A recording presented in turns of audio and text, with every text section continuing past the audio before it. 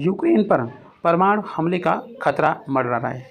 ये एक खतरा है जो रूस यूक्रेन के युद्ध की वजह से हो रहा है। रूस के पूर्व राष्ट्रपति और पुतिन के एडवाइज़र बोले, हमारी ज़मीन छीनी तो यही रास्ता बचेगा। मतलब ये हुआ कि वो रूस के उस कदम का समर्थन कर रहे हैं जिसमें रूस ने यूक्रेन के ऊपर क्या कर दिया है, यूक्रेन के ऊपर हमला कर दिया है।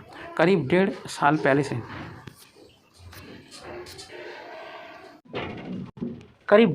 चल रही रूस यूक्रेन जंग अब परमाणु हमले का खतरा बन चुकी है। रूस के पूर्व राष्ट्रपति और प्रेसिडेंट व्लादिमीर पुतिन के स्पेशल एडवाइज़र दिमित्री मेदवेदेव ने यूक्रेन को परमाणु हमले की धमकी दी है और मेदवेदेव ने कहा कि अगर यूक्रेन इसी तरह जवाबी हमला करता रहा और उसने नाटो के साथ मिलकर हमारी ज़मीन पर कब्जा करने की कोशिश की तो फिर हमें मजबूरी में न्यूक्लियर वेपन्स इस्तेमाल करने पड़ेंगे।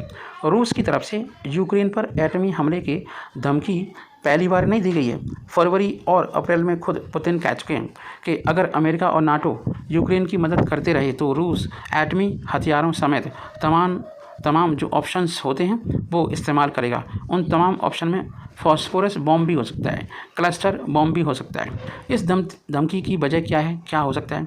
एटमी हथियार इस्तेमाल करने की धमकी का जवाब मेदवेदेव ने खुद दिया और इससे पता चलता है कि यूक्रेनी फ़ौज अब रूसी सेना पर भारी पड़ने लगी है और रूसी सेना को काफ़ी नुकसान पहुंचा रही है। मेदवेदेव ने कहा कि अगर यूक्रेन की तरफ से जारी हमले कामयाब होते हैं तो हम एटमी हथियारों का इस्तेमाल कर सकते हैं।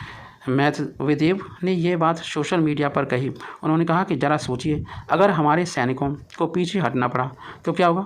और यूक्रेन को अमेरिका और नाटो की तरफ से खुली मदद मिल रही है। अगर वो हमारी ज़मीन छीनने की कोशिश करते हैं या रूस के टुकड़े करने की कोशिश करते हैं तो हमें न्यूक्लियर वेपन्स इस्तेमाल करना ही पड़ेगा। मेदवेदेव का बयान इस बात की पुष्टि करता है कि जंग अगर यूक्रेन के फेवर में जाने लगी तो रूस उस पर एटमी वेपन पक्का इस्तेमाल करेगा, एटमी हमला ज़रूर होगा। यहाँ ये जान लेना भी ज़रूरी है कि मेदवेदेव रूसी सिक्योरिटी काउंसिल के चेयरमैन भी हैं।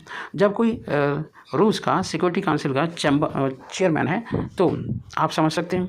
दिमित्री मेदवेदेव 2008 से 2012 तक रूस के राष्ट्रपति रहे। इसके बाद 2012 से 2020 तक वो प्रधानमंत्री भी रह चुके हैं। इस वक्त नेशनल सिक्योरिटी काउंसिल के चेयरमैन हैं और जो भी चेयरमैन होता है उसके पास सारी जानकारी और पावर होती हैं।